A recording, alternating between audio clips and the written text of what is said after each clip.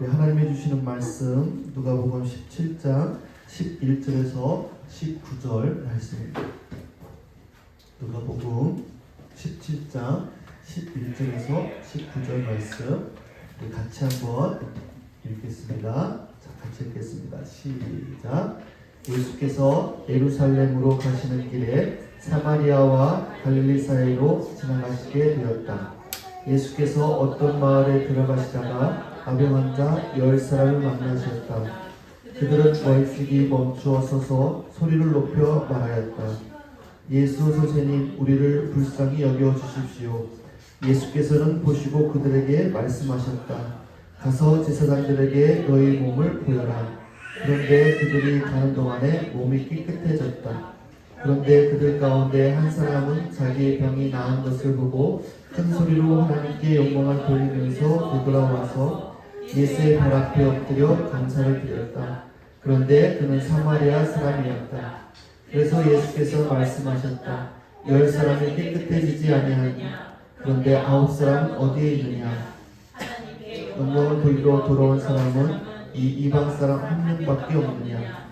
그런 다음에 그에게 말씀하셨다. 일어나서 가거라. 내 믿음이 너를 구원하였다. 아멘. 오늘 이 시간에 우리 아이들과 함께 예배하고 있습니다. 우리 아이들도 목사님이 무슨 말을 하는가 잘 들어보고 그 말씀 속에서 정말 하나님이 누구신가를 경험하고 또 깨닫는 그런 귀한 시간 되었으면 좋겠습니다. 여러분, 우리 모두는요 믿음을 통해서 은혜로 구원을 받았습니다. 여러분 믿으십니까? 그래서 언제나 우리가 감사가 나오는 것이죠. 이 은혜와 감사는요 이 손바닥과 손등의 관계입니다. 하나님의 은혜를 아는 만큼 신앙의 깊이가 깊어지고 또 감사하는 만큼 또 믿음의 깊이가 보여지는 것이죠. 예수님이 십자가 사역을 위해서 마지막으로 예루살렘으로 올라가시던 길에 감사가 곧 믿음이고 구원이라는 사실을 오늘 말씀을 통해서 우리에게 알려주고 계십니다. 여러분, 우리가 묵상 나눔을 할 때 감사의 나눔을 하잖아요. 오늘 말씀을 통해서 왜 우리가 그렇게 해야 되는가를 여러분들이 깨달았으면 좋겠어요. 예수님이 사마리아를 통과해 가시려고 했지만 사마리아 사람들이 받아주지 않았어요. 그래서 그만큼 이 사마리아 사람들은 유대인들에 대한 감정이 좋지 않았습니다. 유대인들이 또한 사마리아 사람들을 사람 취급해주지 않았겠죠. 사마리아 사람들의 마음이 어땠을까? 그래서 예수님은 요단 동편길을 택하십니다. 예수님이 갈릴리와 사마리아 접견적인 한 마을에 들어가셨을 때 나병 환자 10명이 멀찍이 서서 예수님을 기다리고 있었습니다. 나병 환자, 우리 아이들은 잘 모를 수도 있죠. 어른들도 잘 모를 수도 있는데 나병 환자라고 하면 새 번역에는 뭐라고 번역이 되어 있죠? 보시면 뭐라고 되어 있어요? 자기의 병이 있는 사람들 이렇게 되어 있죠. 또 나병 환자라고 되어 있네요. 나병 환자라고 되어 있는데 이 나병 환자는요 어떤 사람을 나병 환자라고 하냐면 몸이 썩어가는 거예요. 근데 통증이 없어요. 그래서 손가락이 떨어져 나가도 코가 떨어져 나가도 아픔을 못 느끼는 병이에요. 그래서 이러한 병에 걸린 사람들은 가족들과도 같이 살 수가 없었어요. 멀리 마을에서 떠나서 따로 살아야 되는 그런 사람들이었습니다.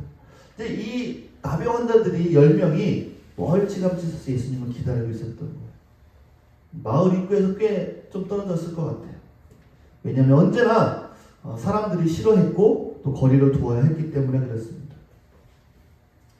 스스로가 나는 나병 환자라고 밝혀야 했고 격리가 되어서 살아야 했습니다. 레위기에 보면 나병이라는 환자를 이렇게 표현하고 있어요. 악성 피부병에 걸린 사람은 입은 옷을 찢고 머리를 풀어야 한다. 또한 그는 자기 코 및 수염을 가리고 부정하다라고 외쳐야 한다. 병에 걸려있는 한 부정한 상태에 머물러 있게 되므로 그는 부정하다. 그는 진 밖에서 혼자 따로 살아야 한다라고 기록을 합니다. 그러니까 따로 살아야 되는 거죠. 나병 환자의 특성상 큰 소리를 외치기가 쉽지 않습니다. 그럼에도 불구하고 절박한 마음으로 힘껏 소리를 칩니다. 뭐라고 소리를 쳐요? 예수 선생님이여 우리를 불쌍히 여기소서. 여기서 예수님을 선생님이라고 불렀는데 이것은 스승을 가리키는 말이 아니라 어떤 특별한 능력을 가진 사람한테 쓰였던 호칭입니다.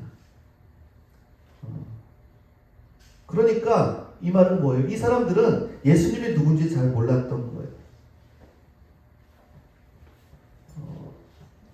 이 사람들은 예수님에 대한 소문을 들은 거죠. 아, 나병 환자도 고쳐주신다라는 소문을 들어서 알고 있었던 거예요.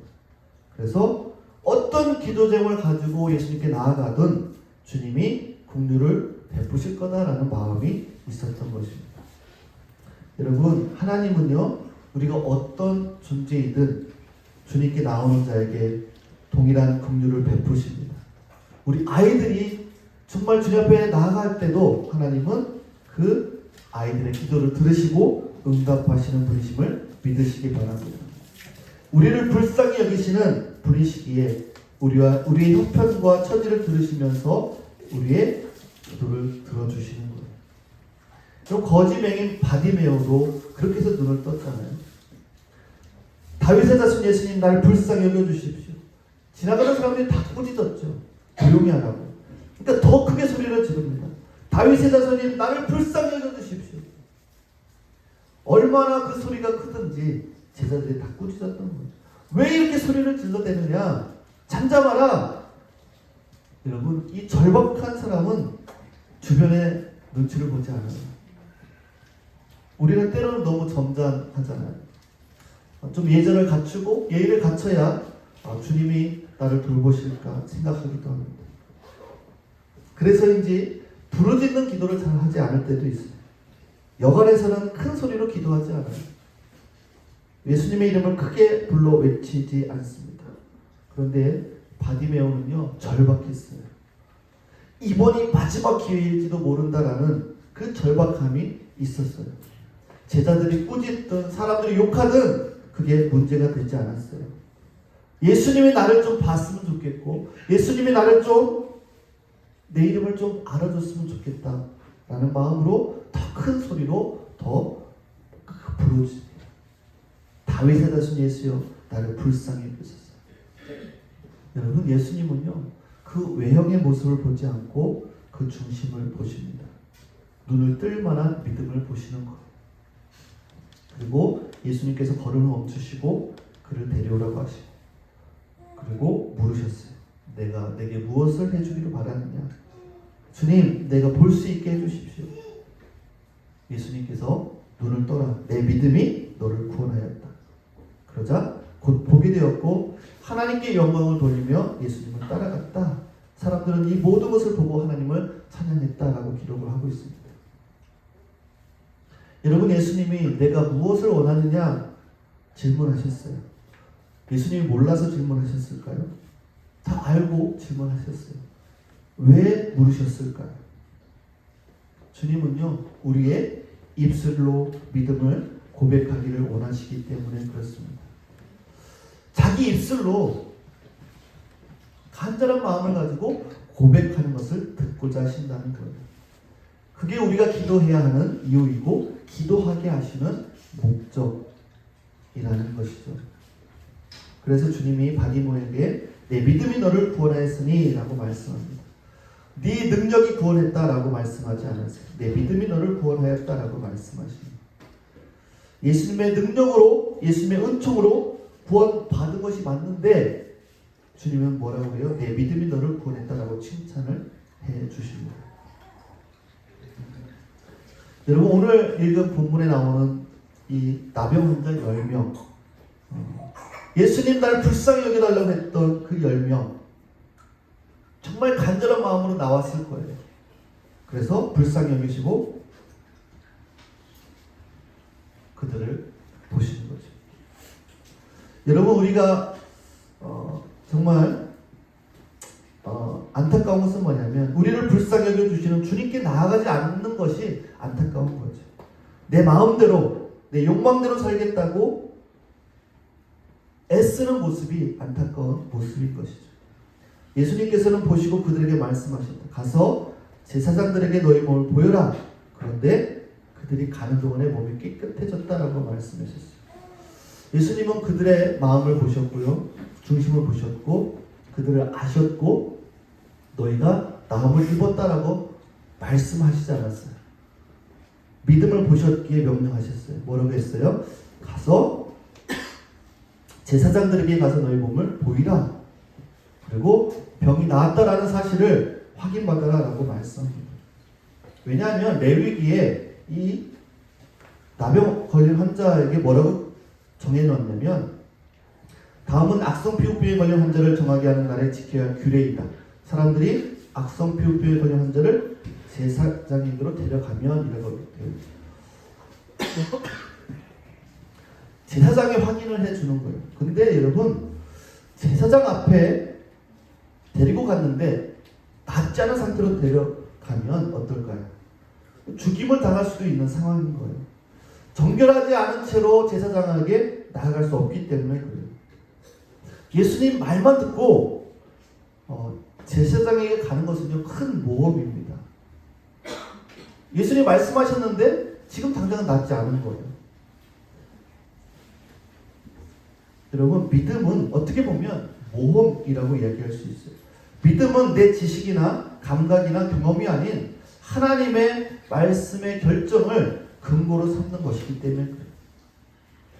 예수님이 그들에게 제사장에게 가서 너희 몸을 보여라 말씀하신 그 순간에 병이 다 낫지 않았기 때문에 그래요. 그런데도 그들은 그 말씀을 따라서 제사장에게로 갑니다. 그리고 가는 도중에 몸이 깨끗해진 것을 서로 확인합니다. 실제로 나은 거예요. 10명이 모두 다 나았어요. 그런데 그 중에 한 사람만 예수님께 돌아옵니다. 여러분 돌아온다라는 것은요 방향과 나아가던 방향과 반대로 몸을 돌이키는 행위입니다. 10명 중 9명은 가던 길로 갔어요. 제사장에게 빠른 걸음으로 갔겠죠. 내가 치유받은 것을 확인하고 가족들에게 돌아가고 싶은 마음이 있어서 그럴 거예요. 아마 모두 같은 마음일 거예요.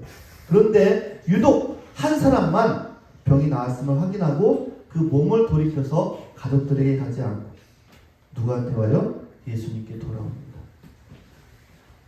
여러분 이 돌아온다는 것은요 단순히 몸만 돌이켜 온 것을 뜻하지 않습니다.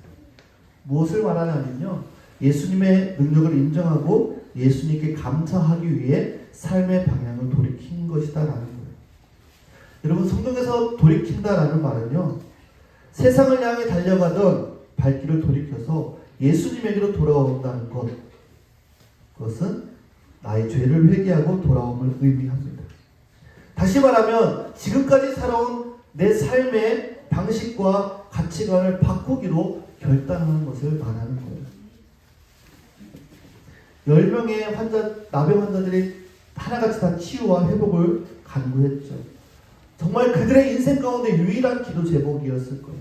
그 기도가 다 응답되었어요. 불치병이에요. 고칠 수 없는 병이었어요.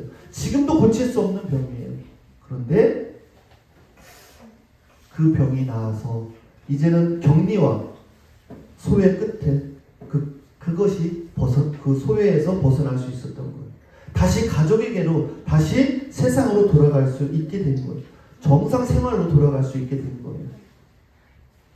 이것은 병이 나은 나병 환자 9명이 지금 취하고 있는 행동의 모습입니다. 10명 중에서 딱 한 사람만 전혀 다른 태도를 보이죠. 큰 소리로 하나님께 영광을 올려드렸고 감격해서 전심으로 찬양하며 예수님께 돌아와 예수님의 발 앞에 엎드려 뭐를 했어요? 감사를 드립니다.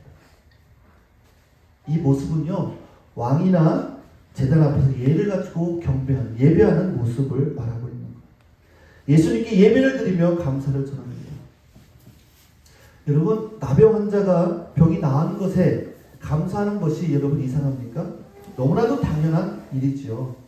그런데 깨끗함을 받은 나병 환자 10명 중 단 한 사람만이 자기 병이 나은 것보다 예수님이 그 병을 낫게 하신 사실에 감사했다라는 거예요. 그 한 사람이 누구예요? 이 사마리아 사람이었다라고 기록을 합니다. 열의 9명은요 누구였냐면 유대인이었어요.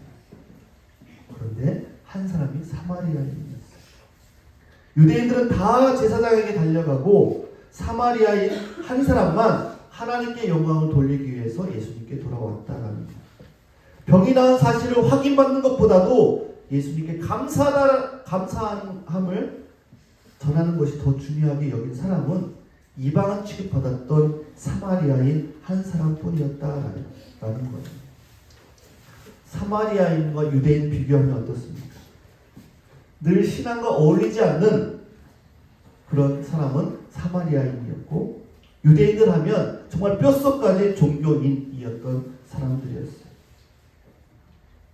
그런데 전혀 다른 삶의 모습을 우리가 보게 됩니다. 정말 돌아올 거라고 상상지 못했던 그 사람이 바로 돌아와서 예수님께 경배와 감사를 드립니다. 여러분, 근데 은혜를 베푼 것에 감사하는 건 너무나도 당연한 거잖아요. 그런데 이 당연한 이 감사를 표현했을 때 어떤 일이 나는지 성경 본문에서 이렇게 말씀하고 있어요. 그래서 예수께서 말씀하셨다. 10사람이 깨끗해지지 않았느냐? 그런데 9사람은 어디 있느냐? 하나님께 영광을 돌리러 되돌아온 사람은 이 이방 사람 한 사람밖에 없느냐? 그런 다음에 그에게 말씀하셨다. 일어나서 가라. 내 믿음이 너를 구원하였다.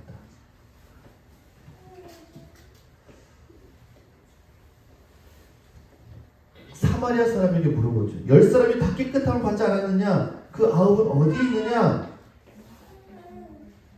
돌아오지 않을 법한 사마리아인은 돌아왔는데 돌아와야 마땅한 유대인들은 어디에 있느냐라는 거예요. 감사해야 할 일에 감사하는 사람이 열에 하나뿐인가? 라는 거죠. 이 질문에 참 예수님의 안타까움이 드러나는 것을 보게 됩니다. 하나님의 백성은요, 하나님의 기대함이 있습니다. 성경 말씀에 이사야에 이런 말씀이 있어요. 내가 사랑하는 이에게 노래를 해주겠네. 그가 가꾸는 포도원을 노래하겠네. 내가 사랑하는 사람은 기름진 언덕에서 포도원을 가꾸고 있네. 땅을 일구고 돌을 골라내고 아주 좋은 포도나무를 심었네. 그 한가운데 망대를 세우고 거기에 포도주 짜는 곳도 파놓고 좋은 포도가 맺히기를 기다렸는데 열린 것이라고는 들 포도뿐이었네. 여러분, 포도나무는 포도나무에 대한 가지에 대한 기대가 있죠. 좋은 열매를 맺는 것입니다.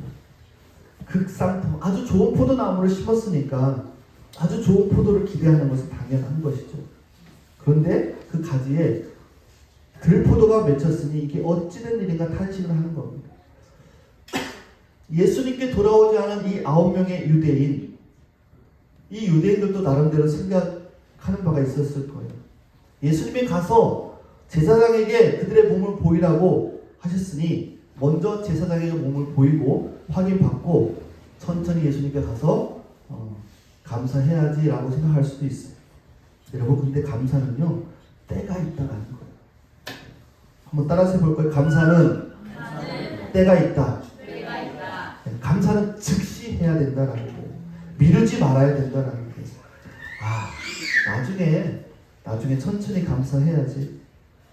미루다가 감사할 기회를 놓치는 일이 다반사이다라는 거예요. 10명의 환자가 다 치유의 선물을 받았어요. 그러나 그 중에 한 명만이 그 선물의 포장지를 벗기고 그 상자 안에 있는 내용물을 확인한 거라는 거예요. 그 선물이 무엇인지를 확인한 거예요. 그 선물은 뭐예요? 감사하는 자에게 그 은혜를, 구원의 은혜를 주시는 거죠. 여러분, 여기서 중요한 사실이 하나 있습니다. 감사하는 자가 언제나 더 큰 은혜를 받는다라는 거예요. 한번 따라서 해보겠습니다. 감사하는 자가 더 큰 은혜를 받는다. 여러분, 감사는요, 감사하는 대상을 더 기쁘게 하는 거예요. 하나님은요, 복을 주시기 원하는 분이시기 때문에 여러분, 감사하는 자에게 더 큰 복을 주실 줄 믿습니다. 여러분, 예수님이 당시에 이 나병의 치유, 하나님의 나라가 이 사람에게 임했다라는, 하나님의 나라가 임했다라는 증거였죠. 왜냐하면 이 땅에서는 치유받을 수 없는 질병이었기 때문에 그렇습니다. 당연히 그거를 찬양하는 것은, 감사하는 것은 당연한 것이죠. 하나님의 나라가 익숙한 유대인들은 하나님께 감사하지 않았지만 하나님의 나라와 무관하다고 여겼던 사마리아인의 마음에 그 하나님의 나라가 임했다는 것에 감사하는 것에 놀란 것이죠. 이 10 중에 9명 유대인들은요, 내게 일어난 일에 집중하느라 예수님에 대한 감사를 잊어버린 거예요. 나에게 어떤 일이 생겼으니까 거기에만 집중하는 거예요. 내 병이 나았어. 너무 좋아. 기뻐. 거기에만 집중하고 그것이 왜 일어났는지를 잊어버린 거예요. 예수님을 잊어버린 거예요. 그러나 사마리아 사람은요, 예수님을 기억했고 그 은혜를 잊지 않고 감사로 그 은혜를 기억을 합니다. 신앙은 감사를 잊지 않는 삶이에요. 따라서 해볼까요? 신앙은 감사를 잊지 않는 삶이다.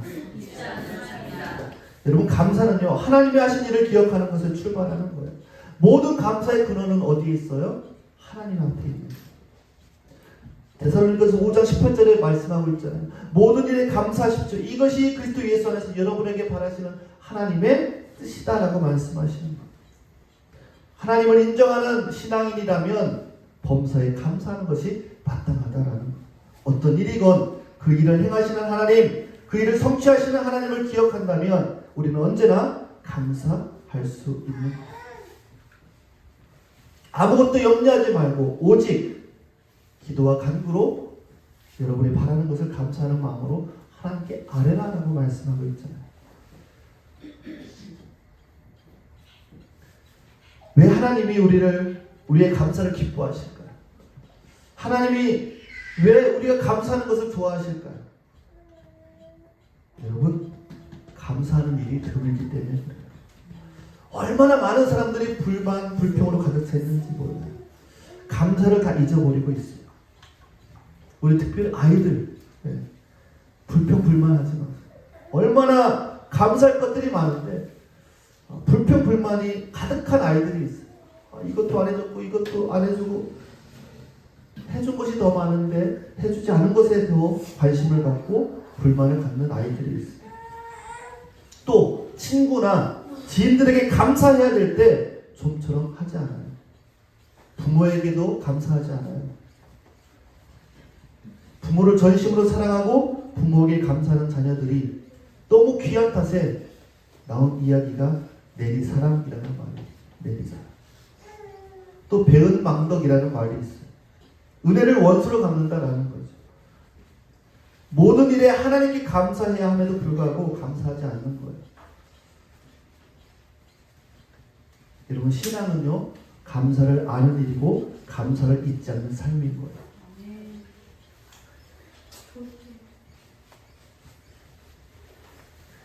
여러분이 잘 알고 있는 말씀 중에 이런 말씀이 있어요. 누가복음 7장에 보면 두 사람이 빚을 져요. 한 사람은 500데나리온을 빚을 지고 한 사람은 50데나리온을 빚졌어요. 근데 이 두 사람이 다 빚을 갚을 수 있는 능력이 되지 않아요. 그래서 돈을 빌려줬던 사람이 이 두 사람을 다 탕감해줘요. 50달란트, 500데나리온 빚진 사람들 다 탕감해줍니다.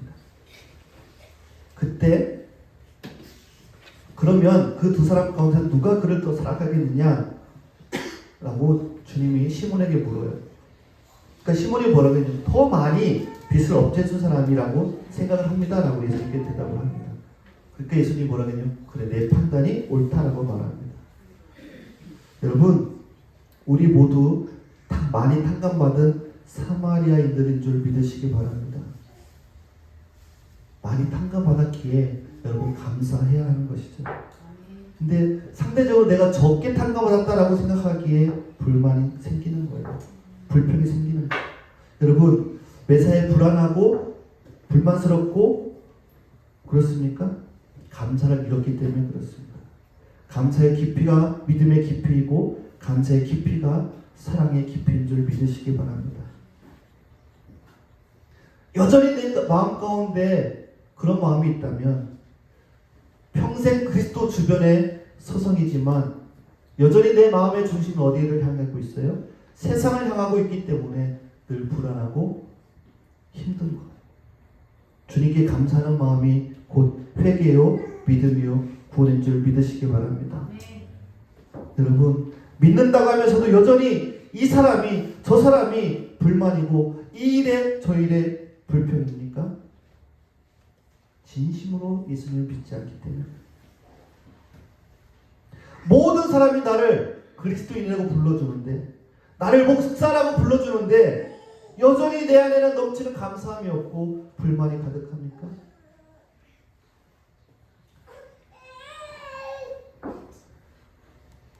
사도 요한이 감사할 줄 모르는 사람들이 이렇게 말씀하고 있어요. 내가 두어 자를 교회에 썼으나 그들 중에 으뜸되기를 좋아하는 디오드레베가 우리를 맞아들이지 아니하니 그러므로 내가 가면 그 행한 일을 잊지 아니하리라. 그가 악한 말로 우리를 비방하고도 오히려 부족하여 형제들을 맞아들이지도 아니하고 맞아들이고자 하는 자를 그 말 교회에서 내쫓는도다. 무슨 얘기예요? 감사할 줄 모르는 사람의 특징이 뭐냐면 자기가 으뜸되기를 좋아한다는 거예요. 꼬리가 되는 것을 싫어하는 거예요. 늘 자기가 머리가 되기를 원해요. 그리고 예수님이 지적하셨던 것처럼 가장 좋은 자리에 앉기를 원하는 거예요. 마음이 높아져서 다른 주변 사람들 다 밑으로 보는 거예요. 자신을 감사해야 될 사람으로 여기지 않고 감사 인사를 받아야 될 사람으로 여긴다라는 거예요. 또 하나는 환대할 줄 모른다라는 거예요. 환대라는 건 뭐예요? 반갑게 맞이할 줄 모른다는 거예요. 늘 나에게 부담이 될 사람은 늘 경계를 합니다. 마음을 열고 사람을 받아들이지 않는 거예요. 교회에 있어서 세계적들이 왔을 때 문제가 되는 게 뭐예요? 교회 사람들끼리 끼리끼리 모여서 사람들을 받아들이지 않는 거예요. 마음을 열고 누가 오든 새로운 사람이 오면 받아들여야 되는데 그렇지 않는 거예요. 실눈을 뜨고 사람을 살피면서 거절할 명분을 찾는 거예요. 이 당시에도 그런 사람들이 있었다는 거예요. 디오드레베는 사도 요한 일행을 환대할 이유가 없다라고 얘기하면서 내쫓으려고 했다는 거예요. 요한뿐만 그러겠습니다. 다른 사람을 비방하는 그러한 사람들이 교회 안에 있었다라는 거예요. 왜 그래요? 늘 이 마음이 실타래처럼 꼬여있기 때문에 그렇습니다. 여러분, 이 사람들은요, 누군가를 판단하고 비방하는 것으로 끝나지 않고 다른 사람들에게도 그것을 전파해서 그들까지도 그 비방의 대열에 끌어들이는 사람들인 거예요. 그러니까 공동체가 견딜 수가 없는 거예요. 공동체가 깨어지고 사람들의 관계가 깨어지는 거예요. 감사할 줄 모르는 사람들이 그런 일들을 하는 거예요. 여러분, 오늘 말씀을 통해서 여러분 우리가 우리 자신을 돌아봤으면 좋겠어요. 나는 사람들을 비방하고 판단하는 사람인가?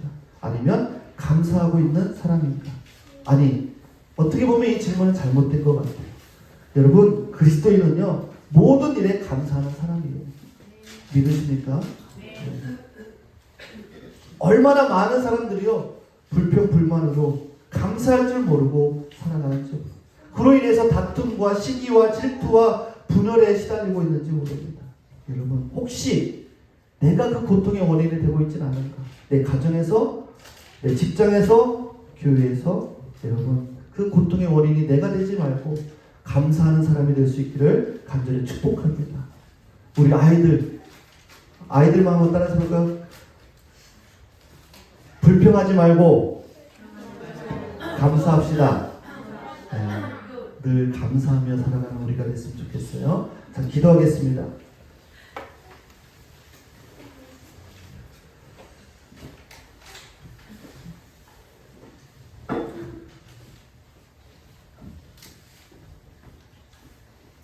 여러분, 우리의 입술은요 자유롭습니다. 그래서 어떤 말이든 내가 하고 싶은 말들을 하죠. 그래서 가만히 보면 우리 아이들 가운데서도 여러분 자신의 스스로 한번 생각, 나는 어떤 말을 많이 하는가? 부모님께 감사의 말을 많이 하는가? 아니면 불평하는 말을 많이 하는가? 또 어른들도 한번 생각해 보시고, 나는 직장에서, 가정에서, 또 교회에서, 내가 삶의 터전 속에서 판단하고 비방하고 그런 말들을 많이 하는가? 아니면 감사의 말을 많이 하는가?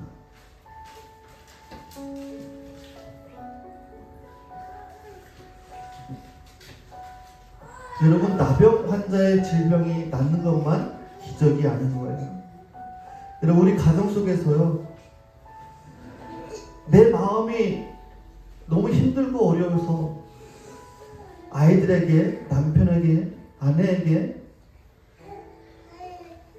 내가 원하지 않는 말을 내뱉으려고 할 때 하나님이 그 마음을 진정시켜 주시고 또 하지 않도록 해주시는 것도요, 여러분, 나병 환자의 질병이 치료되는 것만큼 놀라운 기적인 거예요. 내 힘으로 할 수 없는 거잖아요. 하나님이 해주신 거잖아요. 그게 기적인 거예요. 그래서 감사해야 되는 거예요. 하나님, 이번 한 주간 동안 제가 너무 마음이 힘들었는데 하나님, 그것을 우리 아이들에게, 아내에게, 남편에게 쏟아붓지 않도록 하나님 저희 마음을 붙잡아 주셔서 감사하고, 내 직장 속에서 하나님 너무나도 힘들고 어려운 그런 상황이었지만 하나님, 제가 그 가운데 하나님 그것을 참고 인내했습니다.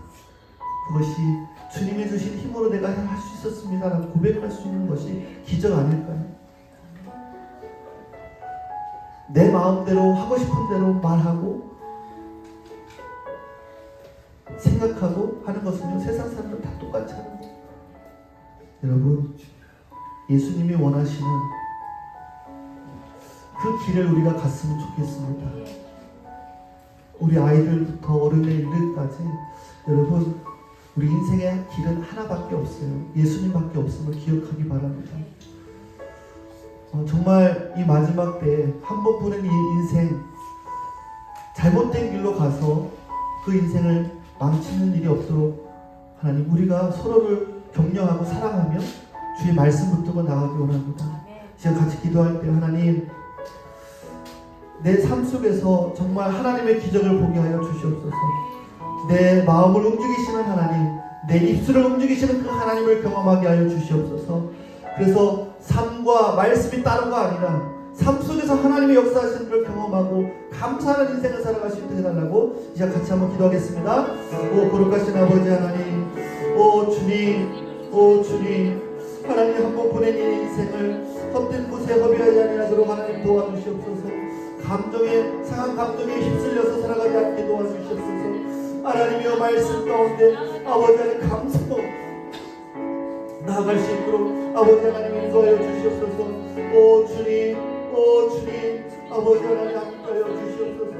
오 거룩하신 아버지 하나님, 하나님 아버지 하나님 주여, 오 주님 아버지 하나님, 오 주님 아버지 하나님, 오 주님 아버지 하나님, 아버지 성령 하나님 함께하여 주시옵소서. 오 주님, 오 주님 아버지 하나님, 오 주님 아버지 하나님, 오 주님 아버지 하나님, 오 주님 아버지 하나님, 오 주님 아버지 하나님, 아버지 하나님, 오 주님 아버지 하나님. 여러분, 우리는 참 부족한 게 많아요. 저도 마찬가지죠. 그렇지만 우리가 내가 연약하다고 해서, 부족하다고 해서 진리의 말씀을 포기할 수는 없습니다.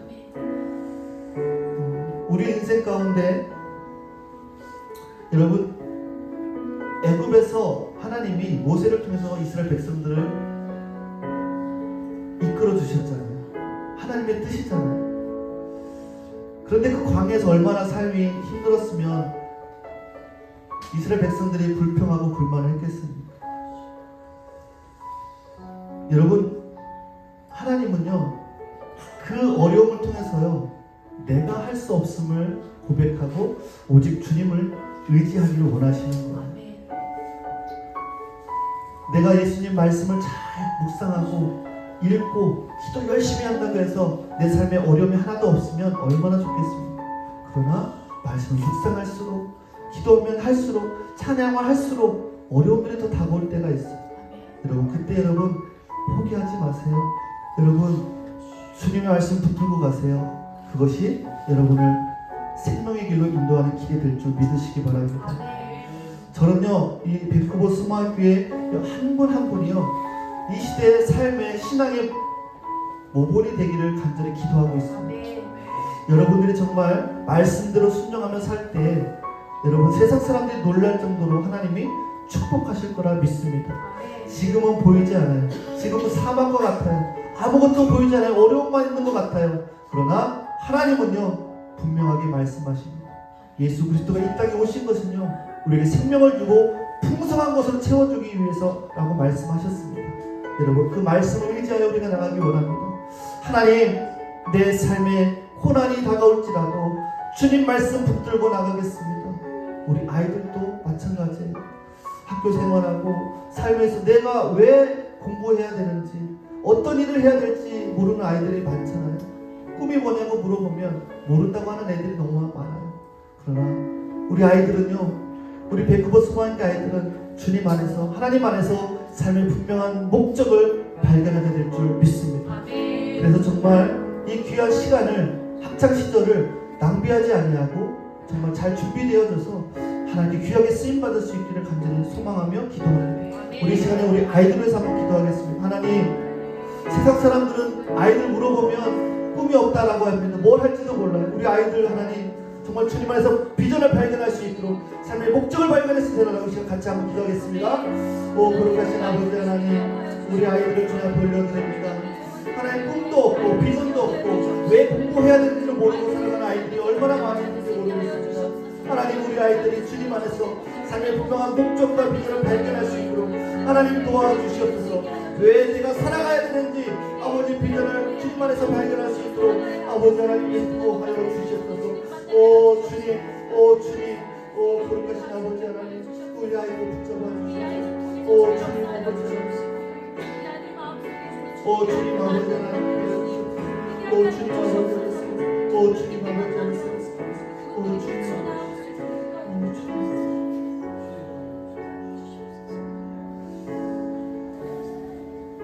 하나님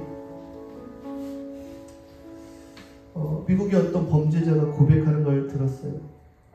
젊은 시절에 나는 죄인이기 때문에 내가 하고 싶은 대로 다 살았다라는 범죄하고 내가 하고 싶은 대로 살다가 감옥에 갔어. 그 감옥에서 불교도 공부하고 이슬람도 공부하고 다 했는데요 거기 희망이 없더래요. 근데 자신에게 희망을 준 분이 예수 그리스도라고 고백을 하더라고요. 그 예수님을 만나고 나서 늘 자기 마음대로 살았던 그 삶을 청산하고 새로운 삶으로 살아가는 것을 고백하는 것을 봅니다. 여러분 우리 아이들도 마찬가지로 예수님을 만나지 않으면요 자기 마음대로 자기 생각대로 살아갑니다. 우리 아이들이 정말 예수님을 만날 수 있도록 우리 부모들이 가정에서 본이 될 수 있기를 간절히 소망합니다. 하나님 이 마지막 때 자기가 주장하는 것이 옳은 이 세상이 하나님 이 속에서 우리가 살아남을 수 있는 길은 오직 예수님 그 길밖에 없음을 고백합니다. 우리 아이들이 믿음 안에서 삶의 비전과 목적을 발견하고 내가 왜 살아야 되고 왜 공부해야 되고 내가 무엇을 해야 될지 주님 안에서 발견할 수 있는 우리 아이들 될 수 있도록 축복하여 주시옵소서. 그래서 하나님 이 귀한 청소년기의 시기들을 낭비하지 아니하도록 하나님 이 시기에 준비되어져서 주님 앞에 귀하게 쓰임받을 수 있도록 하나님 인도하여 주시옵소서. 하나님 우리 어른들의 삶 가운데 참으로 어려운 일들이 많이 있습니다. 직장의 문제도 있고 가정의 문제도 있고 재정의 문제도 있습니다. 하나님 그러나 그 문제들 뒤에 계시는 그 주님을 바라보게 도와주시고 그 말씀에 순종함으로 말미암아 그 문제들이 해결되고 더 하나님의 축복하심으로 임재하시는 그 하나님을 경험하게 하여 주시옵소서. 하나님 실질적으로 하나님께서 채우시는 재정의 문이 열리는 놀라운 은혜들을 경험하게 하여 주시옵소서. 질병에 치료되는 문제들이 아버지 하나님 역사들을 경험하게 하시고 정말 꼬여서 정말 어떻게 해결할 수 없는 인간관계 문제들이 해결받는 놀라운 역사들을 경험할 수 있도록 주님 역사하여 주시옵소서.